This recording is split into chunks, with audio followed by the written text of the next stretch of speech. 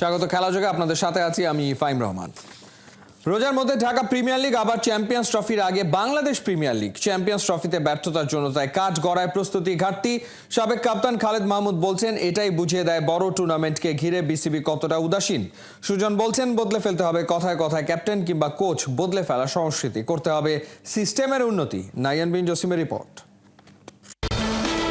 ICC ইভেন্টে 16 কোটির স্বপ্ন কাঁধে ক্রিকেটাররা দেশ ছাড়ে স্বপ্ন সারথি হয়ে, আর ফিরে আসে হতাশার বোঝা সঙ্গী করে, সব ধুলোয় মিশিয়ে মুখ লুকিয়ে।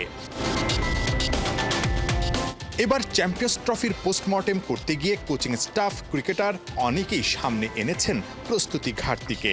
অথচ টাইগাররা চ্যাম্পিয়ন্স ট্রফিতে কোয়ালিফাই করেছে সেই 2023 বিশ্বকাপে। সেরা প্রস্তুতির জন্য বিপিএল কেন 15 দিন আগে শেষ হলো না? কেন বেশি দিন প্র্যাকটিস করা গেল না? আদৌ কি সেটা সম্ভব ছিল না, নাকি সবই ক্রিকেট বোর্ডের উদাসীনতা? দোষী কি শুধুই ক্রিকেটাররা? আপনি কিন্তু ছিলেন সেই 2023 বিশ্বকাপে শ্রীলঙ্কার বিপক্ষে যে ম্যাচটা আমরা জিতলাম, তারপরেই কিন্তু আমরা জানি আমরা 2025-এর চ্যাম্পিয়ন্স ট্রফি খেলবো। তো এই যে একটা সময়, এই সময়ের মধ্যে আমরা পরিকল্পনার ছকটা কেন আঁকতে পারলাম না? এটা আসলে আমাদের জন্য একটা বড় ব্যর্থতা কিনা, এবং আমরা প্রতিটা আইসিসি ইভেন্টে গিয়ে এই ধরনের কোনো না কোনো আসলে লেম এক্সকিউজ দাঁড় করাই, যেটা আসলে মানা যায় না। আপনি 2023-এ খেললেন, তারপর 2025-এ এসে চ্যাম্পিয়ন্স ট্রফি খেলছেন কোয়ালিফাই করার পর। মানে এত সময়ের মধ্যে আমরা কি আসলে প্ল্যান করতে পারলাম না? আমাদের বোর্ড পুরোটা ব্যর্থ ছিলেন হয়তোবা, আমি ধরে নিলাম, যেটা আমরা সবাই বলি হয়তো এই বোর্ড ব্যর্থ ছিল, আমাদের কোনো সাকসেস নাই হয়তো আমাদের গত বোর্ডের। কিন্তু যারা আসছেন তারা তো এখন সাকসেসফুল বোর্ড একটা, ঠিক না? ভালো কাজ করতেছেন, ভালো কিছু চিন্তা করতেছেন, তাহলে তারা এখন এটা করলেই পারতো। তারা তখন চিন্তা করে নাই কেন যে আমাদের চ্যাম্পিয়ন্স ট্রফির আগে আমরা পিপিএলটা না করে আমরা ইয়ে করি। আগে শিডিউল ছিল, শিডিউল ক্যান্সেল করা যায় কোনো ব্যাপার না। প্রিমিয়ার এই গরমে খেলা যায় না, এই রোজার মাঝে টর্চারিং প্লেস না। তো আমার মনে হয় প্রিমিয়ার লিগটা রোজার আগে শেষ করে বিপিএলটাকে আপনি গরমের মধ্যে আনেন, বিপিএলটা আপনি খেলেন এখানে। তো আমার কথা হলে টি20 খেলতে তো ঠান্ডা গরমের চিন্তা নেই, কারণ রাতে খেলা হয়, এত প্রবলেম হয় না। কিন্তু দিনের বেলা 9টা যখন খেলে ছেলেরা 6টার সময় ভোরবেলা উঠে বিকেএসপি যায় এবং ফিরতে ফিরতে রাত 8-9টা বাজে। It's really tough. যদি আমি এরকম ডিসিশন মেকিংয়ে থাকতাম তা আমি প্রিমিয়ার লিগটাকে আগে করতাম, বিপিএলের মানে বিফোর চ্যাম্পিয়ন্স ট্রফি, আমি বিপিএলটাকে গরমে করতাম। এটা বড় ডিল না যে আমি বিপিএল ক্যান্সেল করে দিয়েছি বিকজ আমি চ্যাম্পিয়ন্স ট্রফি প্রিমিয়ার লিগ শুরু করে দিব, আমার বিপিএল চ্যাম্পিয়ন্স ট্রফির পরে হবে, হইতেই পারতো তাহলে নাথিং লাইক ইট। বাট যেটা হয়নি সেটা বলে তো লাভ নেই, আমি কাউকে ব্লেম করতে যাচ্ছি না।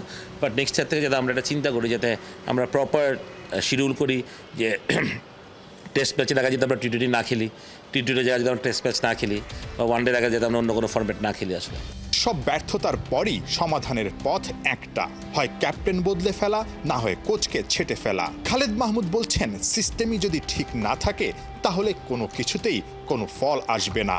বছর ঘুরবে, আইসিসি ইভেন্ট আসবে, কিন্তু ব্যর্থতার চিত্র সেই একই থাকবে। না, আমি মনে করি ওয়ানডেতে শান্ত এখনও বাংলাদেশের সেরা পারফর্মার বিগত কয়েক সময়ের জন্য। তা আমি শান্তর ক্যাপ্টেন্সি থেকে কোনোভাবেই সরাতে চাই না। আমি মনে করি হি is a good cricket brain আলা ছেলে, কষ্ট করে, হার্ডওয়ার্ক করে, ডিসিপ্লিন একটা ছেলে। তো এটা হয় না টি20ও ভালো খেলছে না, সেটার দিকে হতে পারে যে ওকে ওখান থেকে সরিয়ে দিতে, ওই প্রেশার থেকে সরিয়ে দিতে পারে, যে ওর প্রয়োজন হলে টিম ওকে খেলাবে, না হলে খেলাবে না, সেটা একটা ব্যাপার হতে পারে। কিন্তু ওয়ানডেতে আমি মনে করি শান্ত স্টিল বাংলাদেশের টিমে ক্যাপ্টেন থাকা উচিত, এবং আমাদের ওদের সময় দেওয়া উচিত। কারণ আমরা আজকে যদি আপনি শান্তকে সরিয়ে মিরাজকে দেন, বাংলা আপনি বলতে পারবেন চ্যাম্পিয়নশিপ আমরা সেমিফাইনাল খেলতে পারতেন না। কিন্তু তা আপনি মিরাজকেও ট্রল করতেন, মিরাজকে আপনি খারাপ কথা বলতেন, তা আপনি মিরাজকেও নষ্ট করতেন আসলে। তা আমার মনে হয় শান্তর প্রতি আমাদের ধৈর্য থাকা উচিত।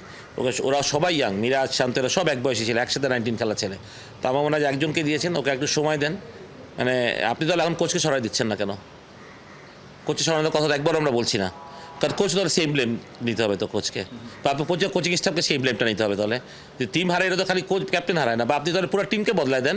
টিমে তো পারফর্ম করে নাই, ব্যাটসম্যানকে সবাইকে বদলে নতুন ব্যাটসম্যান নেন, কিন্তু ক্যাপ্টেন সরানোর কথাটাই আসে কেন বারবার? He is a young kid, let him give opportunity, সময় দেন। আমার মানে ওকে ওর মতন করতে দেন, ডেফিনেটলি হি উইল সাকসেস বাংলাদেশের জন্য। নাহিয়ান বিন জসিম, 71। টাইগারদের সাবেক কোচ নিজেকে সর্বা ভাবতেন। 2023 বিশ্বকাপের আগে তামিমকে হেনস্থা করেও কোনো অনুশোচনা নেই চান্দিকা হাতুরু সিংহের। গেল বছর আচমকা চাকরি চলে যাওয়ায় বড্ড অবাক হয়েছিলেন এই লঙ্কান। বর্তমানে সিডনিতে কোচিং করাচ্ছেন, সেখানেই ইমরুল কায়েসের সঙ্গে নানা বিষয় আলাপ হয়েছে হাতুরুর। সাইফুল রূপকের রিপোর্ট। ক্রিকেট সংশ্লিষ্ট অনেকেই বলে কোচের একগুয়েমি, বিসিবির দেয়া ক্ষমতার অপব্যবহার করে বাংলাদেশ দলটার 12টাই বাজিয়েছিলেন চান্ডিকা হাতুরু সিংহে। টাইগারদের হেড কোচ হিসেবে 2 মেয়াদেই সাফল্য ব্যর্থতার সঙ্গে অফ দ্য ফিল্ডের নানা ইস্যুতে সমালোচিতও হয়েছিলেন। অ্যাগ্রেসিভ এই লঙ্কান বর্তমানে কাজ করছেন সিডনিতে। সপ্তাহ 2 আগেই দেখা হয়েছিল ইমরুল কায়েসের সঙ্গে। হাতুর সাথে আমার দেখা হলো, ও একটা ছেলেকে ট্রেনিং করাচ্ছিল। আমি ওকে বললাম যে বাংলাদেশে কি হয়েছিল না হয়েছিল, বাংলাদেশের ক্রিকেটটা কি করতে পারতাম না পারতাম। একা আধিপত্য করতে চেয়েছো ন্যাশনাল টিম, এটা কেন? মানে তুমি সবার কাছে প্রশ্নবিদ্ধ হয়ে গেছিলে কেন? তো বলছে দেখো একটা টিম, আমি যা কিছু করার চেষ্টা করেছি আমি বাংলাদেশ টিমের জন্য, আমি আমার পার্সোনাল কোনো কিছুর জন্য করতে চাই নাই। আমি চাইছি যে টিমটা রেজাল্ট করুক। আমি বলছি যে হ্যাঁ রেজাল্ট করুক, সবই ঠিক আছে, বাট একটা জিনিস হচ্ছে যে সব কিছু তো একটা মানে লিমিটেশনের ভেতরে থেকে করা। আমার ওপেন ডিসকাস হয়েছে যে তুমি এরে বাদ দিচ্ছ, ওরে বাদ দিচ্ছ, এই জিনিসগুলো তো মানুষ ভালোভাবে নেয় নাই। তো যে জিনিসগুলো তো আমাদের দেশে ক্রিকেট অনেক ক্ষতি করে দিচ্ছে। তো বলছে যে জানি না কারোর কোনো পার্সোনাল ক্ষতি হয়েছে কি না হয়েছে, বাট আমি চেষ্টা করছি বাংলাদেশ ক্রিকেটে ডেভেলপ করা। হাতুর কোন ডিসিশনটা আপনার মনে হয়েছে যে না হলেই ভালো হতো, বাংলাদেশের জন্য ভালো হতো যদি এই ডিসিশনটা সে না নিত? প্রথমত আসার পরে কিছু সিনিয়র প্লেয়ারদেরকে নিয়ে তো তার কথা হয়েছে যে আমি মানে একে বাদ দিতে হবে, ওকে বাদ দিতে হবে। মুশফিককে কিপিং ছাড়াইছিল, তামিমকে বা ওয়ার্ল্ড কাপে যাওয়ার আগে ড্রপ করাইছে। ও যে জিনিসটা চাইতো, ও একাই সব কিছু ডমিনেট করতে চাইতো যে আমি এটা দায়িত্বে আছে, আমি এখানকার বস, আমি যা করব তাই হবে। এই যে বসই ছিল, বাট ও চাইতো যে আমি এই দেশের সমস্ত কিছু আমি পরিবর্তন করে দেবো ক্রিকেটের। হাতুরু কোচ হিসেবে কেমন ছিলেন, পজিটিভ নেগেটিভ? টেকনিক্যালি ওয়াইজ, ওর খেলার যত প্ল্যান ওয়াইজ, এগুলো ওর কাছ থেকে অনেক কিছু নেওয়ার আছে। হ্যাঁ, এটা বলতে পারেন যে টিম কোচ হিসাবে সে কেমন। টিম কোচ হিসাবে সে একটু মানে শর্ট টেম্পার, সে সব কিছুতেই সহজেই রেগে যায়, যেটা অনেকে পছন্দ করে অনেকে পছন্দ করে না। এটা টিমের জন্য হয়তো একটা খারাপ ইম্প্যাক্ট পড়ে এবং আমাদের দেশে পড়েছে। হাতুরুর প্রথম মেয়াদে ঘরের মাঠে ইংল্যান্ড অস্ট্রেলিয়াকে টেস্টে হারিয়েছিল টাইগাররা। ওয়ানডেতেও এসেছিল বেশ সাফল্য। দ্বিতীয় টার্মে গেল বছর পাকিস্তানের টেস্ট সিরিজ জয়। এরপরই আচমকা চাকরি হারালেন এই লঙ্কান। অ্যাজ এ কোচ হিসাবে তার বিদায় তো সে অবশ্যই মনে হয় যে তার অ্যাচিভমেন্ট ভালোভাবে নিয়ে গেছে, কিন্তু আমার মনে হয় যে আমাদের দেশে ক্রিকেটে কালচারটা একটু এই জিনিসটা চেঞ্জ হওয়া উচিত। আমি পছন্দ করি বা না করি, যেই হোক না কেন, সে ক্যাপ্টেন হোক বা এক্স প্লেয়ার হোক বা এক্স কোচ হোক, যেই হোক না কেন, তাকে আমরা ভালোভাবে একটা ফেয়ারওয়েল দেওয়া উচিত। আমাদের দেশে কেন কোচ আসতে চায় না জানেন? এই যখন কোচগুলো যায়, যে তারা একটা ফিডব্যাক দেয়, তারা কিন্তু অন্য অনেক দেশের কোচটা কিন্তু ওই কোচকে জিজ্ঞেস করে আসার আগে যে এই দেশে ম্যানেজমেন্ট কেমন, এখানকার বোর্ড কেমন, ওরা একটা বাজে রিভিউ দিয়ে দেয়। সাইফুল রূপক, ৭১। চ্যাম্পিয়ন্স ট্রফির সেমিফাইনালে ম্যাচ চলাকালীন এনার্জি ড্রিঙ্ক পান করে বিপাকে ভারতীয় পেসার মোহাম্মদ শামি। রোজার মাসে কেন তিনি পানি পান করলেন তা নিয়ে ভারতে চলছে পক্ষে বিপক্ষে ব্যাপক আলোচনা। অবশ্য ফাইনালের আগে শামির পাশে দাঁড়িয়েছে তার শৈশবের কোচ থেকে শুরু করে পরিবার এবং উত্তরপ্রদেশের রাজনীতিবিদরা। বিস্তারিত পার্থবণিকের রিপোর্টে।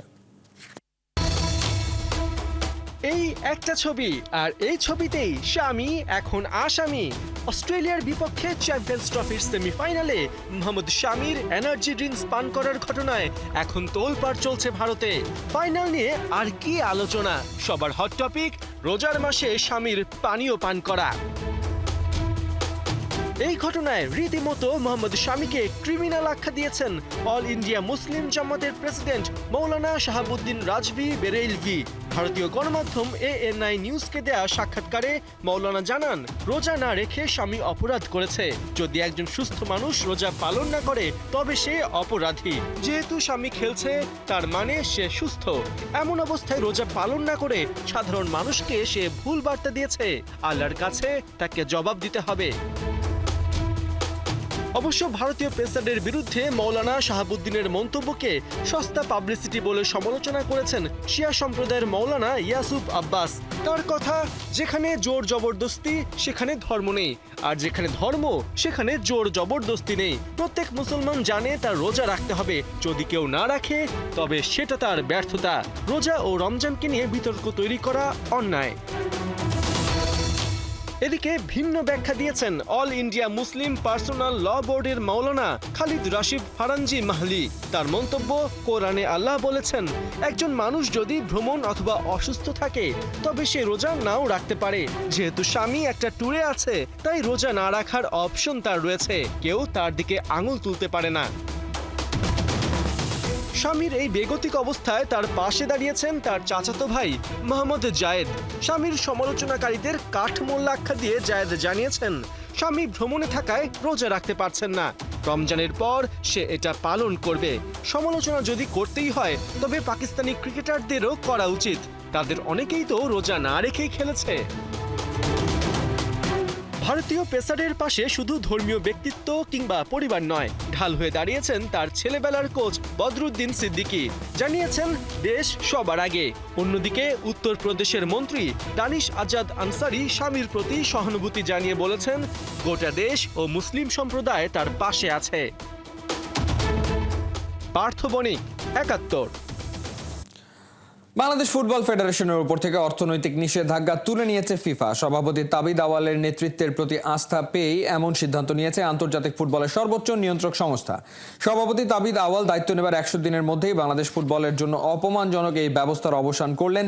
তবে এজন্য তাকে কোরিয়া থেকে মালয়েশিয়া, লন্ডন থেকে প্যারিস দৌড়ঝাঁপ করতে হয়েছে।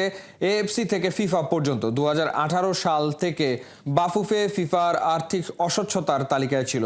২০২৩ সালের এপ্রিলে ফিফার অনুদানের টাকার হিসাবে মিথ্যা ও বানোয়ার তথ্য দেওয়ায় ২ বছরের জন্য নিষিদ্ধ হন তৎকালীন সাধারণ সম্পাদক আবু নাইম সোহাগ। নতুন কমিটির দায়িত্ব নেওয়ার পর সভাপতি তাবিদ আওয়ালের চেষ্টা আর স্বচ্ছ কার্যক্রমে ফিফা অর্থনৈতিক নিষেধাজ্ঞা প্রত্যাহার করেছে।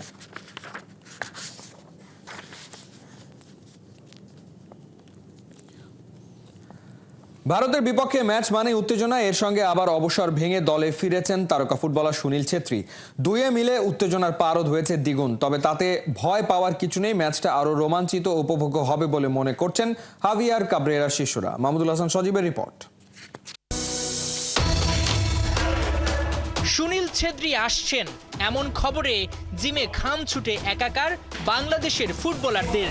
এই দৃশ্য দিয়ে অনায়াসে এমন সংবাদ করতেই পারে ভারতীয় গণমাধ্যম, কিন্তু বাস্তবতা হলো হামজা চৌধুরী, ফাহমিদুল ইসলামের আসার খবর শুনেই ৪০ বছর বয়সী ফুটবলারকে স্কোয়াডে যুক্ত করেছে ভারত। এশিয়ান কাপকে সামনে রেখে সৌদিতে কঠোর অনুশীলনে জামাল বাহিনী, লক্ষ্য তাইফে বসেই ভারত বধের নকশা আঁকা। ওদিকে লাল সবুজদের ডেরায় ইউরোপের ২ ফুটবলার যুক্ত হওয়ায় দিশেহারা টিম ইন্ডিয়া। শিলংয়ে বাংলাদেশের বিপক্ষে খেলার আগে প্রস্তুতি হিসেবে মালদ্বীপের সঙ্গে ম্যাচ খেলার পরিকল্পনা করছে স্বাগতিকেরা।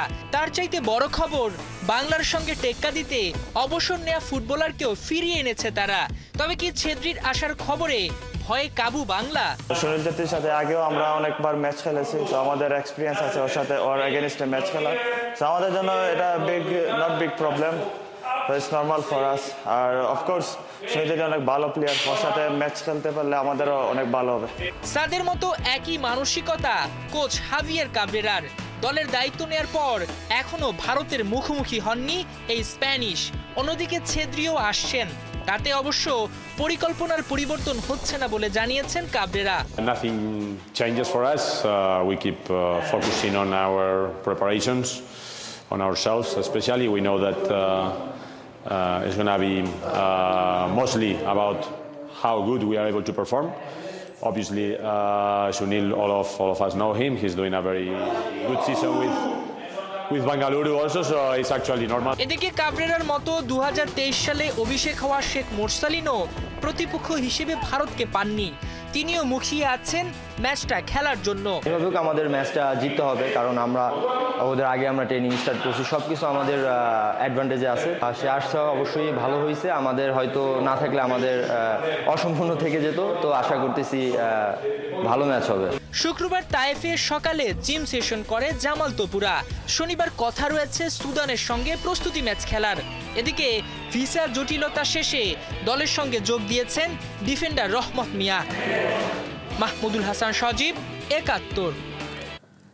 টানা ২ ম্যাচে লিওনেল মেসিকে ছাড়াই খেলেছে ইন্টার মায়ামি। মহা তারকাকে না খেলানো নিয়ে তৈরি হয়েছে ধোঁয়াশা। তবে কি ইনজুরিতে ভুগছেন মেসি, নাকি মেসি নিজেই বেছে বেছে ম্যাচ খেলছেন? কারণ এই মুহূর্তে বড় ইনজুরি তার ২০২৬ বিশ্বকাপে খেলার স্বপ্ন ভেঙে দিতে পারে। রহমান বেয়ারের রিপোর্ট।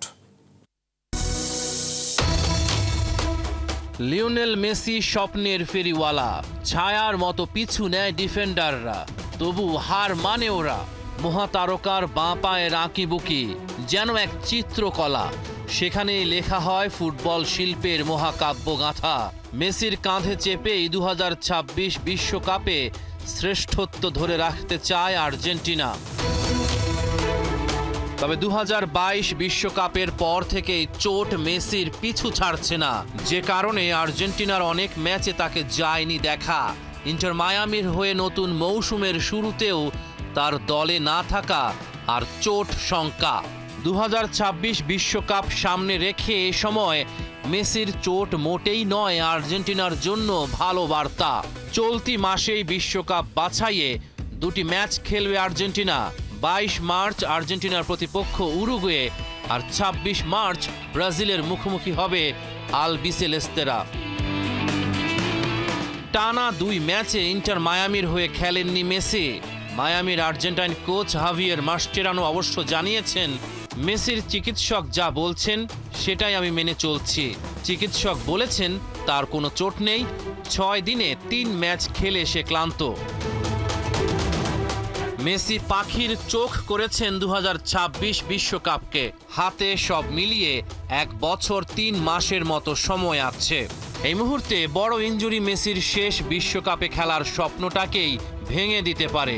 সব ম্যাচ খেলানোর পরিবর্তে আর্জেন্টাইন তারকাকে হিসাব করে মাঠে নামানোর কৌশল বেছে নেওয়া হয়েছে। একের পর এক ট্রফি, শত জয়, তবু কি শেষ গল্পটা? মেসি ফুটবল মহাকাব্যের কবিতা, ফুটবলের মহাকাশ, তার নামেই আর্জেন্টিনার আকাশী নীল আকাশ। ফ্যানদের প্রত্যাশা মেসি খেলে যাবেন অবিরাম। স্বপ্নের সেই জাদুতে কালের সীমানা পেরিয়ে থাকবে চিরদিন হৃদয়ে মনে। রহমান পেয়ার, 71। এ ছিল এই মুহূর্তের খেলাযোগে সরাসরি সংবাদ অনুষ্ঠান দেখতে চোখ রাখুন 71-এর ফেসবুক পেজে এবং সাবস্ক্রাইব করুন 71-এর ইউটিউব চ্যানেলে। 71-এর সাথেই থাকুন।